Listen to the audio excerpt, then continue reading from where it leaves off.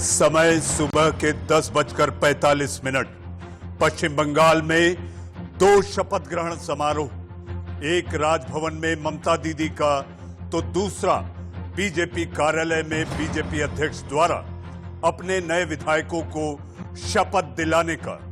कर शपथ, अग्निपथ इधर भी अग्निपथ उधर भी। जी इसी को लेकर मचा बवाल है।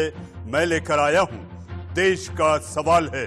नमस्कार, मैं हूं मनीष अवस्थी, हाजिर हूं आपका अपना पसंदीदा डिबेट शो देश का सवाल लेकर। ममता बनर्जी ने आज तीसरी बार पश्चिम बंगाल के मुख्यमंत्री के तौर पर शपथ ली, लेकिन इस बीच राज्य में राजनीतिक हिंसा का तांडव जारी है। राज्य के कई इलाकों में हिंसा हो रही है और राज्य सरकार इस पर आंखें मूंदे बैठी है। यही वजह रही कि राज्यपाल धनखड़ ने ममता बनर्जी को राजधर्म की याद दिलाई।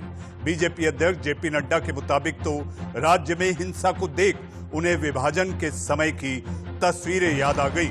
खबर तो यह भी है कि 400 बीजेपी कार्यकर्ताओं ने खौफ और भय के डर से बंगाल छोड़ पड़ोसी राज्य असम में शरण ले ली है।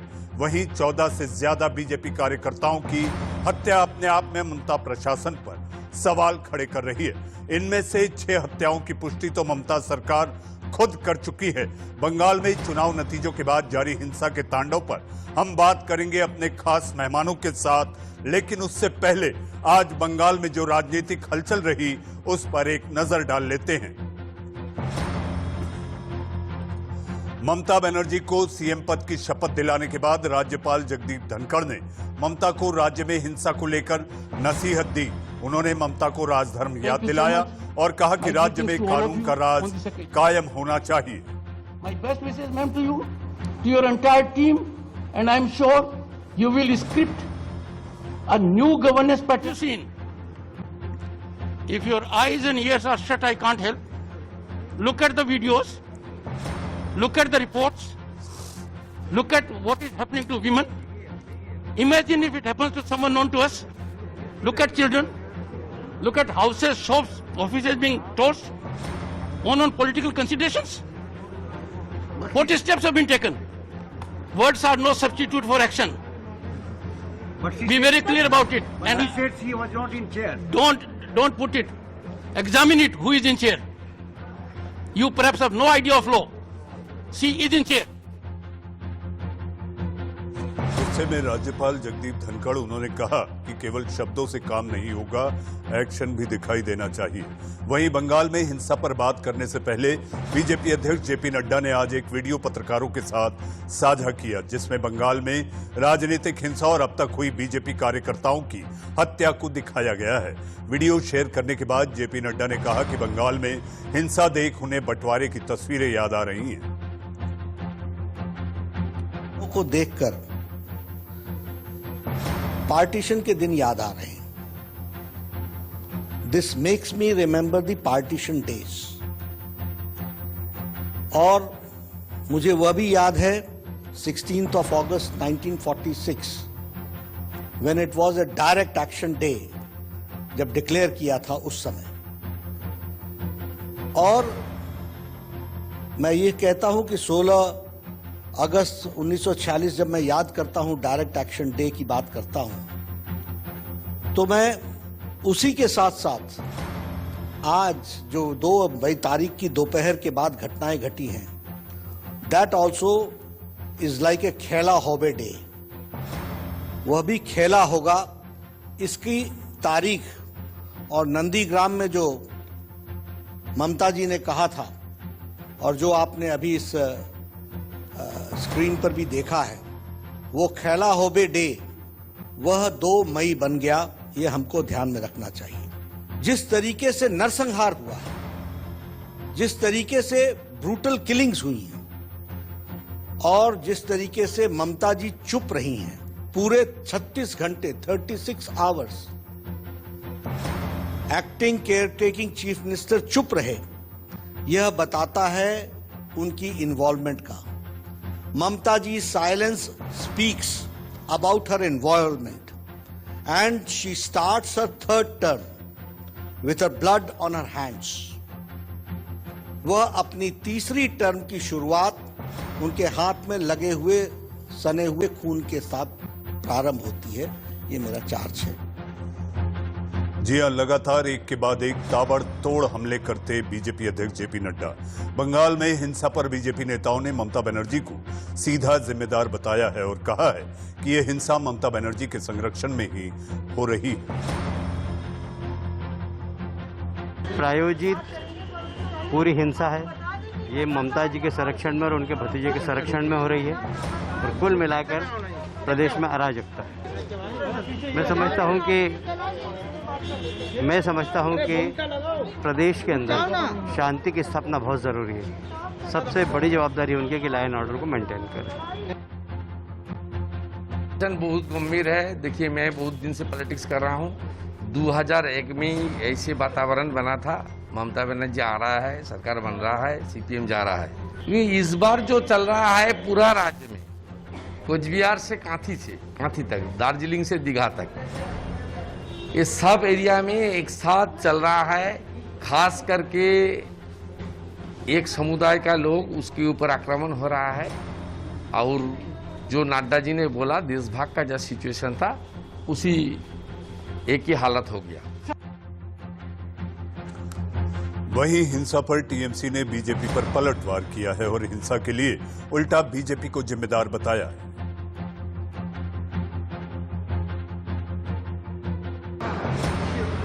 And propagating lawlessness in Bengal.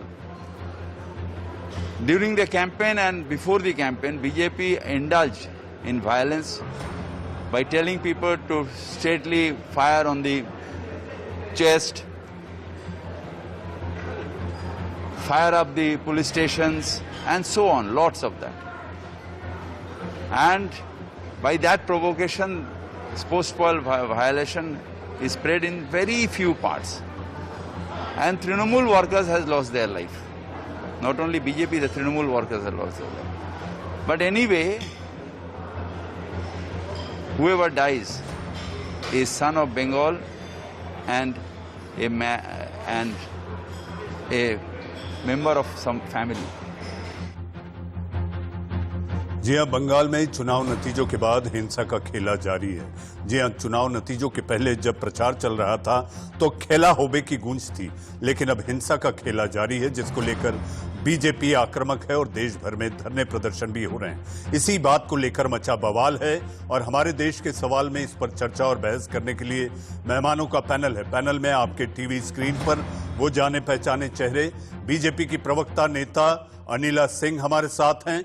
हमारे साथ आपके टीवी स्क्रीन पर राजनीतिक विश्लेषक के रूप में प्रेम कुमार साहब हमारे साथ हैं। हमारे साथ पीके अग्रवाल साहब, आप एडिशनल चीफ सेक्रेटरी, जी हां, आप एडिशनल चीफ सेक्रेटरी पश्चिम बंगाल रह चुके हैं। हमारे साथ धनंजय गिरी, जो कि राजनीतिक विश्लेषक हैं, आप भी हमारे साथ हैं और कुछ ही देर में टीएमसी के प्रवक्ता साकिर अली भी जुड़ेंगे। सबसे पहले अनिला जी, मैं आपके पास आना चाहूंगा।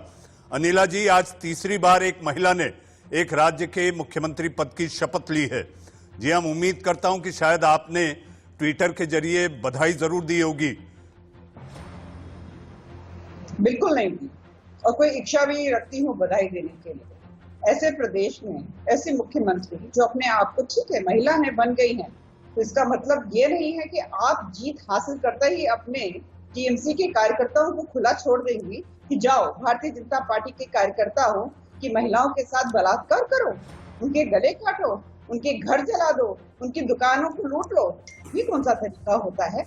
विदेशी आक्रामकता आते थे, मोहम्मद गजनी और गौरी से लेकर मुगल तक हमने देखा, फिर बहुत बाद ब्रिटिश काल में देखा, फिर जब पार्टीशन हुआ तब देखा, और अब देख रहे हैं कि यहाँ जीत हासिल करी नहीं, बोल दिया कि जाओ भाई खुली छूट है, जो करना है करो।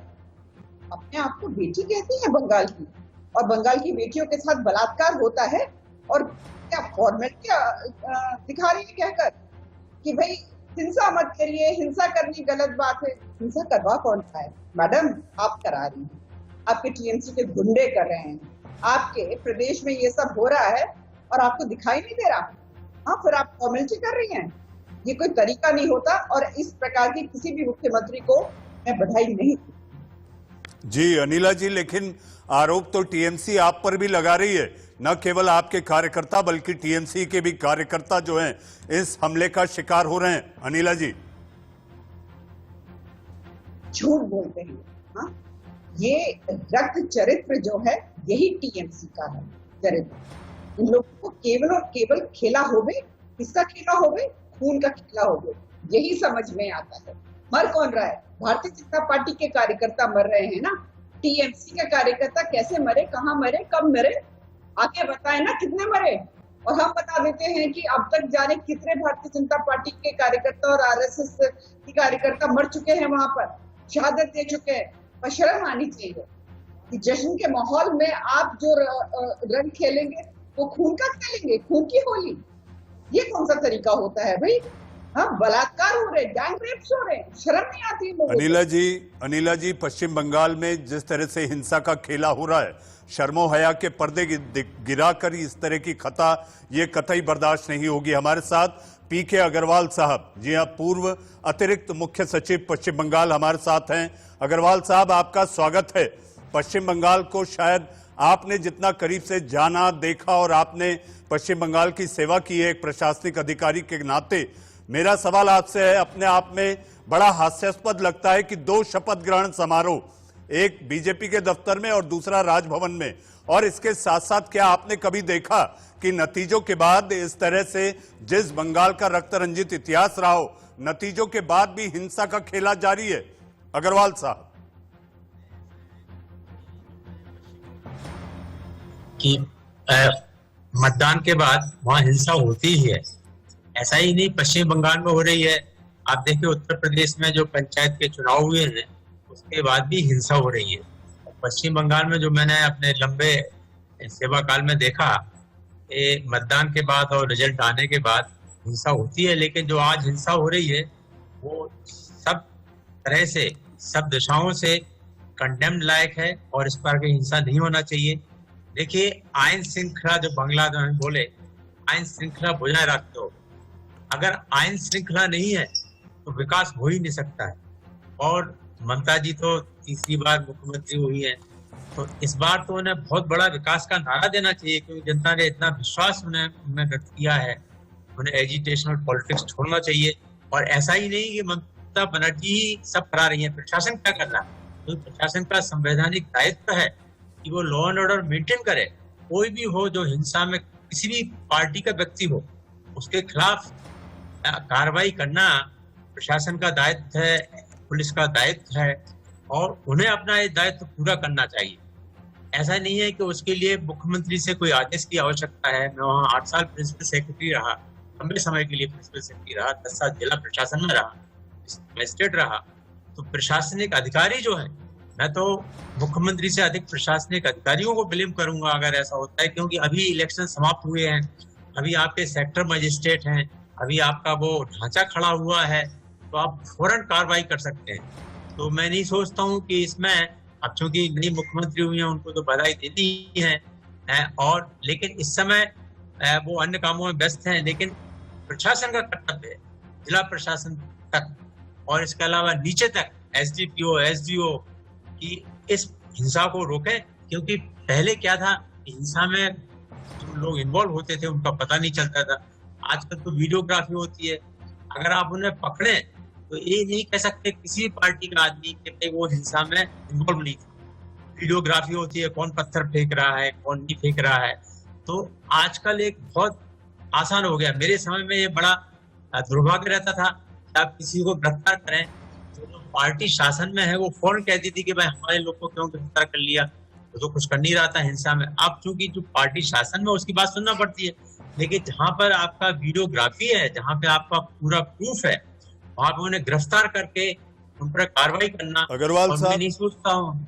अग्रवाल साहब, आपसे एक छोटा सवाल, क्या आपको लगता है कि प्रशासनिक अधिकारी दबाव में आ जाते हैं? मुख्यमंत्री का इतना दबदबा है कि प्रशासनिक अधिकारी आंख मूंद लेते हैं। जिस तरह से पुलिस की बात की जाए, ये जिम्मा पुलिस का है। इस तरह से हिंसा हो रही है, जिस तरह से घर में घुस कर लोगों को मारा जा रहा है, ऐसे में पुलिस आंख मूंद ले रही है, प्रशासनिक अधिकारी शांत बैठे हैं, तो क्या ये दबाव में है? आपको ऐसा लगता है?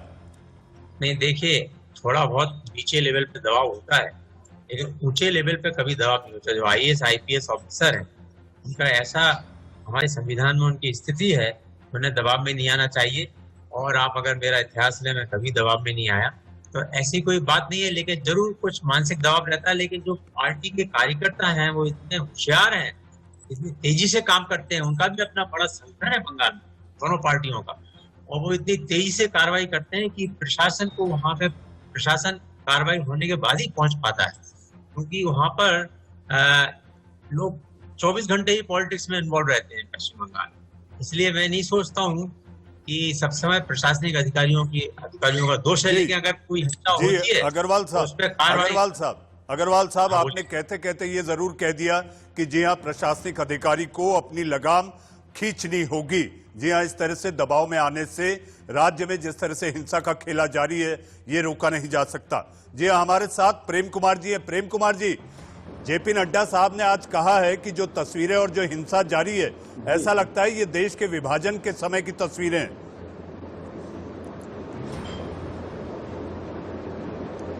बहुत दुर्भाग्यपूर्ण बयान है मनीष अवस्थी जी। देश के विभाजन के समय जो घटना घटी, एक सांप्रदायिक आधार पर आज की हिंसा को परिभाषित करने की कोशिश करना, जबकि मैं मानता हूं कि ये विशुद्ध रूप से राजनीतिक हिंसा है। हर पार्टी के लोग मरे हैं, हर पार्टी पीड़ित है, और हमको जिम्मेदारी खोज रहे हैं हम लोग कि कौन है इसका जिम्मेदार। ये वो घड़ी है। देखिए, राज्यपाल जी भी राजधर्म सिखा रहे थे, ठीक मुख्यमंत्री की पद की शपथ दिलाने के बाद। तब जबकि केयर टेकर गवर्नमेंट में जब कोई मुख्यमंत्री हो तो उस समय पूरा प्रशासन राज्यपाल के पास होता है। अपने हिस्से की जिम्मेदारी भी वो ममता बनर्जी पर थोप रहे थे। तो ये पॉलिटिकल लाइन से अगर राज्यपाल जी के लेवल पर ये चीजें होगी, जेपी नड्डा जी ये हिंदू मुसलमान करेंगे या संबित पात्रा जी करेंगे, या देखिए अर्जुन सिंह जी का टिकट पर चल रहा है कि बंगाल में हिंदुओं को मारा जा रहा है। ये कैसा परसेप्शन देना चाहते हैं? क्या बंगाल को जला करके हिंदू मुसलमान की सियासत में आप शेष हिंदुस्तान में राजनीतिक रोटियां सेकना चाहते हैं? क्या बंगाल को हिंसा की धार्मिक आधार पर हिंसा में झोंक करके शेष हिंदुस्तान में आप अपनी पॉलिटिक्स को चमकाना चाहते हैं? ये महत्वपूर्ण सवाल है। देखिए, जो हिंसा हुई इसको सब लोग गलत मान रहे हैं, इसकी जिम्मेदारी तय करने की बात हो रही है। ठीक है, ममता बनर्जी की भी अपनी जिम्मेदारी होगी, प्रशासन की भी अपनी जिम्मेदारी होगी, लेकिन आप सबसे महत्वपूर्ण बात जो होना चाहिए, जो नहीं हुआ मनीष जी, ये जब ऐसी हिंसा होती है, राजनीतिक हिंसा होती है, सर्वदलीय बैठक की आवश्यकता होती है। लेकिन माहौल नहीं है पश्चिम बंगाल में कि दो दल बैठ करके आपस में बात करें। ये कैसी राजनीति की ओर देश बढ़ रहा है कि जब राजनीतिक दल बैठ करके शांति समिति नहीं बना सकते, ब्लॉक के स्तर पर, शहर के स्तर पर, गांव के स्तर पर ऐसे जब मारपीट होती है, इवन दंगा भी होता है या राजनीतिक लड़ाई होती है, तो उसको शांत करने की कोशिश की जाती है। लेकिन ऐसी कोई कोशिश नहीं दिख रही है। इसमें दोनों पक्ष जिम्मेदार है, पूरी राजनीति को मैं जिम्मेदार मानता हूं। लेकिन जेपी नड्डा जी दिल्ली से जाकर के जो कोलकाता में कर रहे हैं और सांप्रदायिक आधार पर हिंसा को परिभाषित कर रहे हैं, घोर आपत्तिजनक है। जी प्रेम जी, घोर आपत्ति है। जी हाँ, आप जिस तरह से इस समय बचाव में थे विपक्ष के, प्रतिपक्ष अगर ये कहा जाए बीजेपी के खिलाफ, तो प्रतिपक्ष के रूप में टीएमसी, कांग्रेस और ये सारे दलों को लेकर आप जिस तरह से अपनी बातें रख रहे थे, हम आपको बताना चाहेंगे कि मेरे लिए मजबूरन अब वक्त है एक ब्रेक का। लेकिन हमारे साथ साकिर अली साहब, जी हाँ, टीएमसी के नेता प्रवक्ता भी जुड़ चुके हैं। साकिर अली साहब, मैं ब्रेक के बाद आऊंगा आपके पास और ये जरूर पूछूंगा कि बीजेपी आप पर आरोप लगा रही है। जिन बीजेपी प्रवक्ता हमारे साथ साकिर अली साहब, टीएमसी नेता प्रवक्ता हमारे साथ पश्चिम बंगाल के पूर्व अतिरिक्त महासचिव पीके अग्रवाल साहब, प्रेम कुमार जी, धनंजय गिरी जी। धनंजय जी, मैं आपके पास नहीं आ पाया था, मैं आता हूं आपके पास। सबसे पहले साकिर अली साहब, सबसे पहले ममता दीदी के तीसरी बार मुख्यमंत्री बनने की बधाई। लेकिन बीजेपी जिस तरह से आक्रामक है, 36 घंटे तक दीदी हाथ पे हाथ धरे बैठी रही, और इतना ही नहीं, आरोप तो ये भी है कि दीदी का ही हाथ है कि कार्यकर्ता इतने आक्रामक हो रहे हैं और हिंसा का खेला बंगाल में जारी है। साकिर अली साहब। भाई, बीजेपी कुछ भी बोल ही सकती है, लेकिन हकीकत ये था कि ये जो 72 घंटे के बाद चुनाव हाई कमीशन के हाथ में लॉ एंड ऑर्डर था, और वो जब आए थे बाद में ही एडीजी लॉ एंड ऑर्डर को हटाया था, डीआईजी बंगाल को हटाया था, डीजी बंगाल को हटाया था, कलकत्ता के पुलिस कमिश्नर को हटाए थे, कई जिला के एसपी को हटाए थे। ये सब उथल कपुथल करके रखे थे। और चुनाव के दरमियान ये भारतीय जनता पार्टी के लीडरान आए थे और उनका जो ये बहसबाजी और गलत बयानबाजी जो था कि करेंगे वो, इन सब बातों का असर बंगाल पर ये चुनाव पड़ा है और जो आपको देखने को मिला। लेकिन इसमें सबसे बड़ी वजह ये है कि जो नए टीएमसी से आए कैंडिडेट को भारतीय जनता पार्टी वाले ने टिकट दे के अपना बनाया था उम्मीदवार, और सबके सब जो हारे हैं तो कहीं कहीं जो है ज्यादातर अधिकतम कह लीजिए कि भारतीय जनता पार्टी के पुराने और नए कैडरों के दरमियान में भी आपस में ऑफिस छीना-छीनी, ऑफिस नागजनी और मारपीट लगा हुआ है कि नए आने से पुराने को नुकसान हुआ और भारतीय जनता पार्टी को नुकसान हुआ। इस तरह की भी घटने घट रही है। ये सब चीज पर भी ध्यान भारतीय जनता पार्टी को रखना होगा, क्योंकि ये कंट्रोल उनके ही माध्यम से हो सकता है, उनके तरफ से हो सकता है। लेकिन हमारे मुख्यमंत्री ने जो अपील की है, प्रथम दिन जिस दिन जीते थे उस दिन कालीघाट से अपील किए थे कि शांति बनाए रखे। लेकिन नड्डा जी कैसे बोल रहे हैं कि 72 जी हाथ पर हाथ। साकिर अली साहब, आपकी पार्टी को प्रचंड बहुमत मिला है, ऐसी सूरत में कानून का राज स्थापित हो, ऐसा राज्यपाल ने भी आज कह दिया। और इतना ही नहीं कहा, राज्यपाल ने यह तक कहा कि दीदी जल्द से जल्द करिए, आप मेरी छोटी बहन है, राजधर्म का पालन होना चाहिए। आखिर ऐसा क्यों नहीं हुआ? नड्डा साहब कहते हैं कि खून में रंगे हाथों से ली गई है शपथ। देखिए, गवर्नर साहब तो दीदी को छोटी बहन कहती है, लेकिन गवर्नर साहब बड़े भाई का रोल लेकिन अदा नहीं करते हैं, यही तो दिक्कत है। लेकिन आप थोड़ा सा और 6 महीना पीछे चले जाइए तो गवर्नर साहब का बहुत सारा बयान आएगा कि 6 महीना से बंगाल को क्या करके रखे हुए थे भारतीय जनता पार्टी है।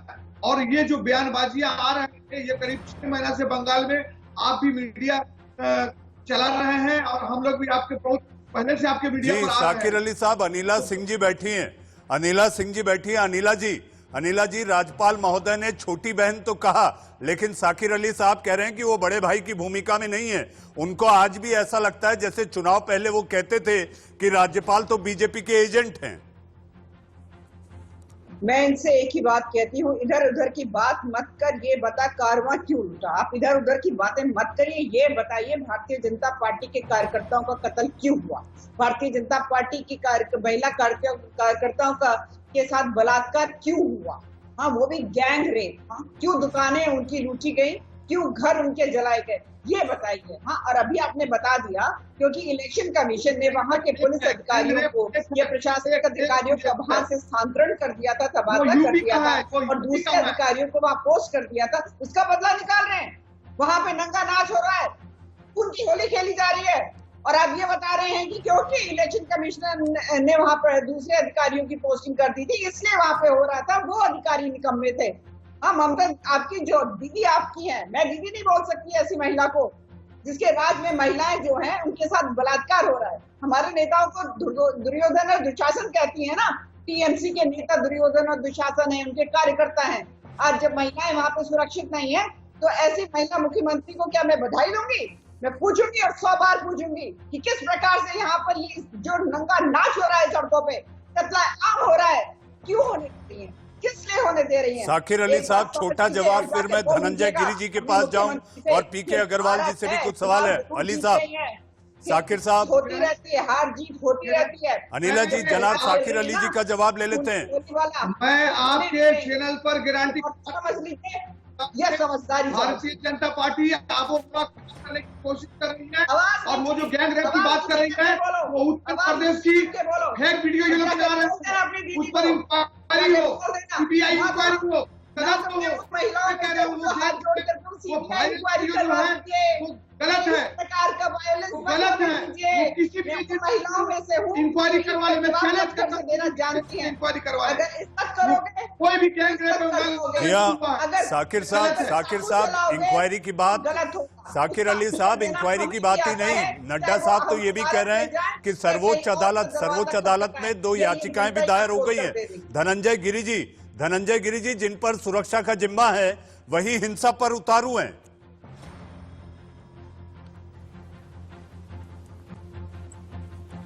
तो समझिए कि मौन यही बतलाता है इन निर्वाचित सरकारों का, राजमहल के दीवारों का रिश्ता है हत्यारों से।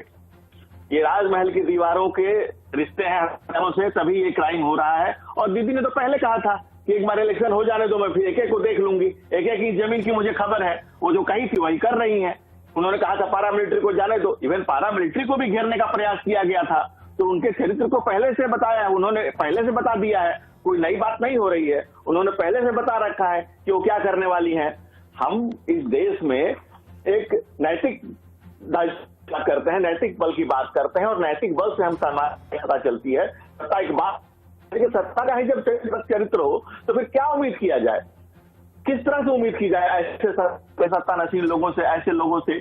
हमारे यहाँ तो तब भी स्वागत करते हैं जब कोई बीहड़ से निकल करके संसद में आता है और देश की मुख्य धारा से जुड़ता है, लेकिन जब संसद, विधानसभा और ऐसे लोग जब बीहड़ के जैसा बर्ताव करने लगे तो फिर रामकृष्ण की धरती, विवेकानंद की धरती, अरविंदो घोष की धरती, सुभाष चंद्र बोस की धरती, गुरुदेव रविन्द्रनाथ टैगोर की धरती लहूलुहान है, लोकतंत्र खतरे में है।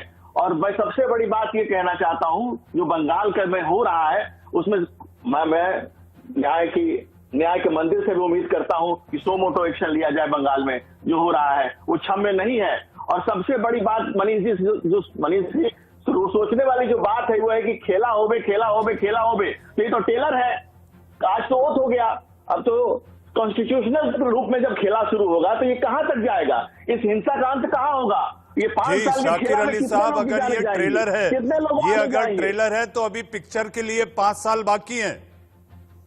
शाकिर अली साहब, मैं आज माननीय मुख्यमंत्री ने शपथ लिया बंगाल के लिए, और वो तमाम लोगों के मुख्यमंत्री हैं। और मैं अपोजिशन जो भी है, भारतीय जनता पार्टी केवल एकमात्र अपोजिशन है, वो अपोजिशन का भी रोल अदा करे और सरकार जो है सरकार की रोल अदा करेगी।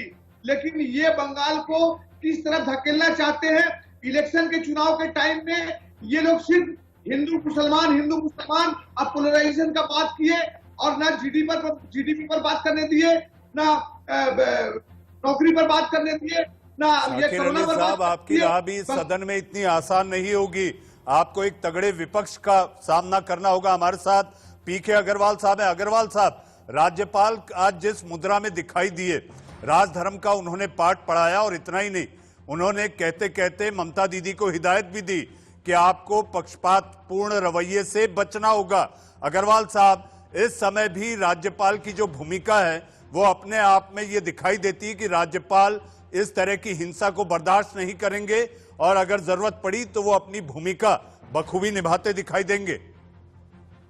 अब देखिए, राज्यपाल की बहुत सख्ती नहीं हो सकती, लेकिन राज्यपाल ने जो सुझाव दिया है, राजधर्म का पालन करना ही चाहिए मुख्यमंत्री को।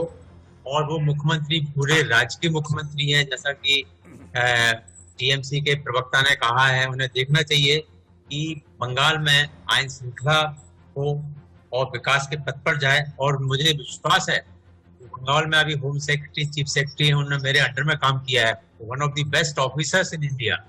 तो वो लोग जरूर इसको देखेंगे। और हिंसा जो भी हो रही है, हाँ, ये आपने देखा रिटर्निंग ऑफिसर ने मुख्यमंत्री को ही कम वोटों से डिक्लेयर करने में वो नहीं किया, देरी नहीं की। तो बंगाल का जो प्रशासन है वो पक्षपात रहित हो सकता है, और है भी। हाँ, पुलिस सब जगह थोड़ा बहुत पक्षपात करती है, लेकिन जो हिंसा का दौर है उसको मैं सोचता हूँ मुख्यमंत्री को फौरन अपील करना चाहिए, इसको बंद होना चाहिए, क्योंकि ये बंद नहीं होगा इससे राष्ट्र को क्षति है, राज्य को क्षति है, और जनता को क्षति है, और बड़ी बदनामी है। तीसरी बात, जो मुख्यमंत्री हो रही है और उनके होते हुए भी ये हिंसा हो रही है, उन्हें तो बड़ा अनुभव है। अग्रवाल साहब, उनके होते हुए इस तरह की हिंसा यही चिंता का विषय भी है, और इसीलिए देश का सवाल है कि मुख्यमंत्री जो कि हैट्रिक बना चुकी हैं, प्रचंड बहुमत मिला है, उसके बाद नतीजों के बाद इस तरह की हिंसा वाकई चिंता पैदा करती है।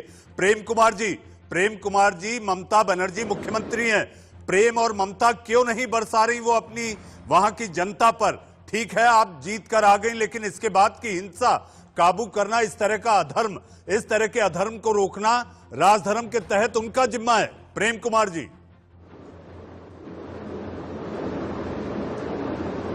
बिल्कुल राजधर्म के तहत सरकार का ही जिम्मा होता है, होना चाहिए। और जो बात महत्वपूर्ण है वो ये है कि धार्मिक हिंसा का रूप देना, इसको बताना राजनीतिक हिंसा है, ये इसको धार्मिक हिंसा बता रहे हैं। और सबसे ज्यादा हिंदुओं ने किसको वोट किया है? सबसे ज्यादा हिंदुओं ने तृणमूल कांग्रेस को वोट किया है। तो तृणमूल कांग्रेस हिंदुओं के खिलाफ हिंसा क्यों करेगी? ये बहुत बड़ा सवाल है, इस पर कोई चर्चा नहीं हो रही है। एक बात। दूसरी बात यह है कि अगर भारतीय जनता पार्टी जीतकर इस चुनाव में आ गई होती, यही हिंसा हो रही होती, तो क्या हम चर्चा कर रहे होते? मैं अतीत के उदाहरण से कहता हूं कि ऐसा नहीं होता। प्रेम जी, निश्चित चर्चा होती। 3 दिन तक दंगा होता रहा। प्रेम जी, निश्चित चर्चा होती। चुपचाप सोया रहा। प्रेम जी, आप वरिष्ठ पत्रकार हैं, राजनीतिक विश्लेषक हैं। हम आपसे ये कहना चाहते हैं कि क्या होता तो कैसा होता, इस पर जाने की बजाय हम चिंता इस बात की करें कि आखिर पश्चिम बंगाल में हिंसा कैसे रुकेगी।